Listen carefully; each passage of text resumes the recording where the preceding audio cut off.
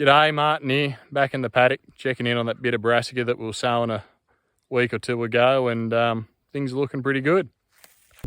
So what we've got here is a bit of vetch, bit of brassica, and here's one, a little bit of snail medic, which that will probably cause me all sorts of grief in years to come, but anyway, it's here now and helps add a bit of nitrogen, and it's a bit lower in nitrates than the brassica, so it just gives the cattle a bit of diversity, makes it a bit safer.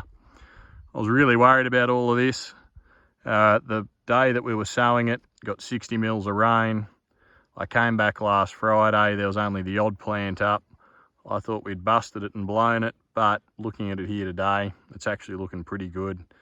It's looking pretty safe. It looks like it's going to establish well and be a pretty good forage crop. So there you go. Sometimes it's better to just walk away, wait a week and see what's happening. As I said a week ago, I thought this was all wrecked, but you know, as I said to myself then, a week's a bit too early to tell. You're better off taking your time, going away for a week, not thinking about it, and coming back and having another look then. Most problems will solve themselves in time. As you can see behind me, it's building up. Looks like we're going to get a bit more rain a bit later today and maybe tomorrow. Anyway, until then, we'll keep cracking on. So we're just back here in the paddock. It's a couple of weeks later and things are just starting to look brilliant. They are just hitting their straps. That rain's really helped. It's just given everything a bit of a boost and things are just flying along. Have a look how things are now. So as we can see, that brassica's just really kicked up a notch. Things are flying along and it's looking brilliant. So brassica, it's going to be the bulk of the feed, looking really good. We've got this little bit of snail medic here. It's probably going to be a weed in a couple of years' times, but that's what your cereal rotation's for.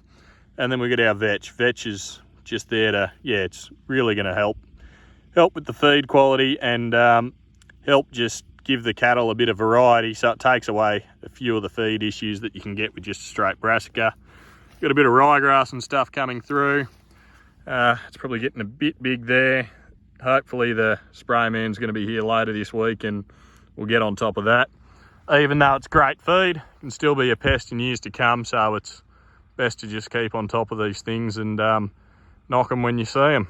Anyway, that's it from me. At the moment, this feed's looking really good. Crop's looking great. In a couple of months' time, well, in a month really, month and a bit, 6 weeks will be the grazing withholding on that grass spray. We'll be able to get onto it and just, yeah, smash some mouths onto it. So I'm back in the paddock. It's been a fair while since I recorded that last bit of stuff. This will all go up together. Sorry it's all dragged out, but you get to see how the crop's looking and where we're up to. So things are looking pretty good for the most part. Other than that, there are a few issues, and but yeah, we've sort of overcome them, and I'll show you what I'm talking about.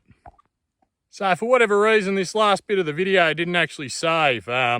So hence awkward different shirt, different day, different part of the paddock, and a fairly awkward transition.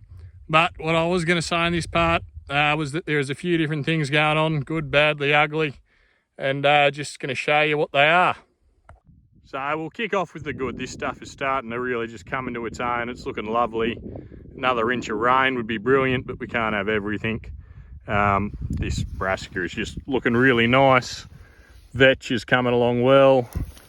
And yeah, snail medic's not too bad either. It's coming along. The bad is a few weed issues, a bit of wild mustard. There's a few milk thistle there. And a few variegated thistles. Not a lot we can do about them. If I had a time machine, there's probably a few cheeky things I could have tried off label, but we're not going to do that here. Yeah, or even actually a few things you probably could have done on label. But yeah, it's all a disc machine, so there wasn't any options there.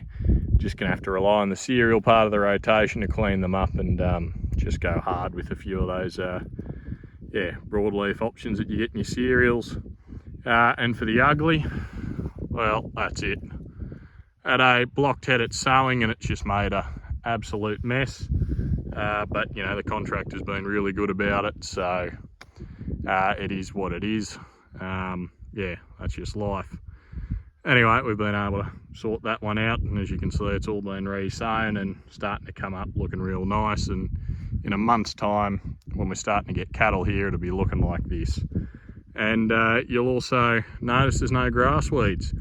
Unlike that earlier video, ryegrass, volunteer wheat, all that sort of stuff, it's all gone. We've been able to clear that up. So as soon as the grazing withholding from that grass spray is gone, we'll be straight back into it, and we'll be dropping as many cattle on here as we can get. Anyway, that's it for this part, and now back to the awkward transition where I'm back in a different shirt and on a different day. So just another thing I just thought I'd mention, touched on it briefly there, is your withholding periods.